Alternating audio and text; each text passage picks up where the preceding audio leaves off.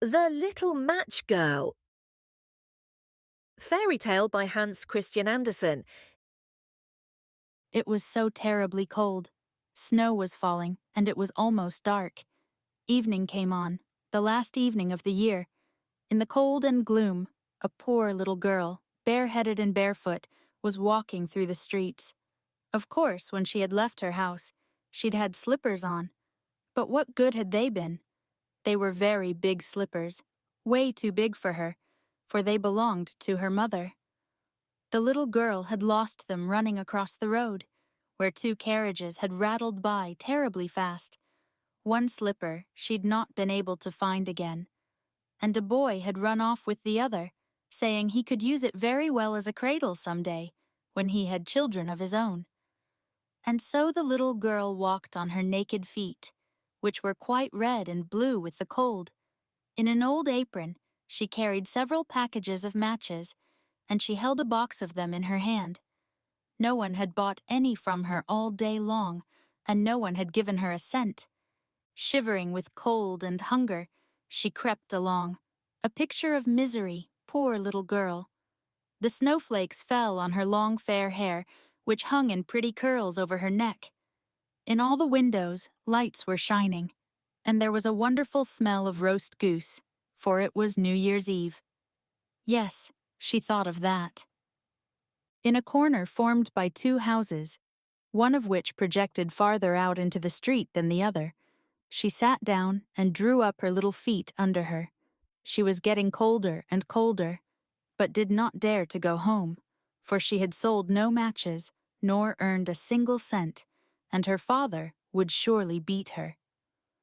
Besides, it was cold at home, for they had nothing over them but a roof through which the wind whistled, even though the biggest cracks had been stuffed with straw and rags. Her hands were almost dead with cold. Oh, how much one little match might warm her, if she could only take one from the box and rub it against the wall and warm her hands. She drew one out. Ratch! How it sputtered and burned. It made a warm, bright flame, like a little candle, as she held her hands over it, but it gave a strange light.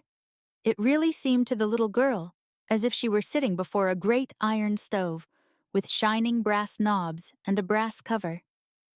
How wonderfully the fire burned, how comfortable it was. The youngster stretched out her feet to warm them too. Then the little flame went out. The stove vanished, and she had only the remains of the burnt match in her hand. She struck another match against the wall. It burned brightly, and when the light fell upon the wall, it became transparent, like a thin veil, and she could see through it into a room.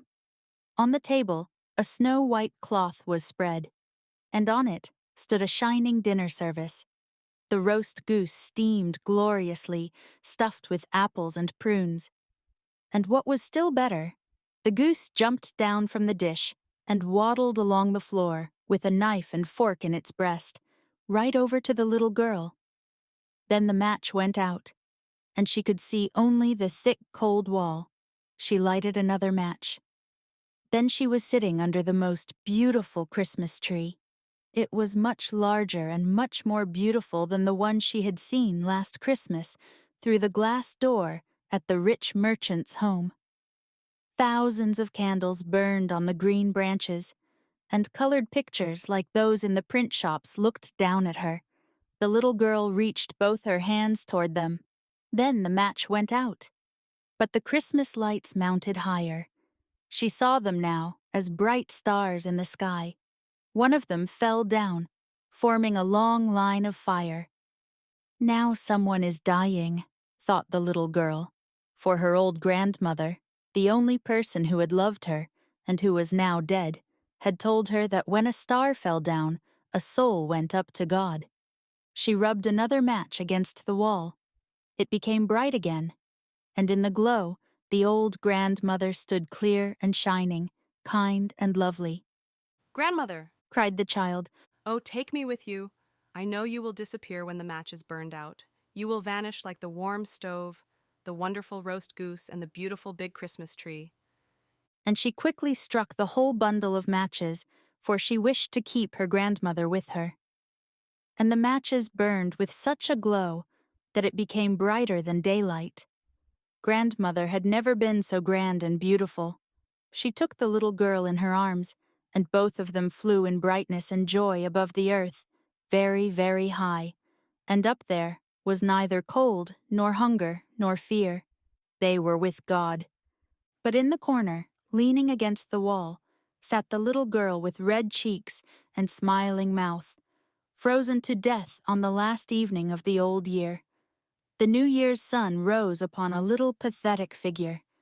The child sat there, stiff and cold, holding the matches, of which one bundle was almost burned. She wanted to warm herself, the people said.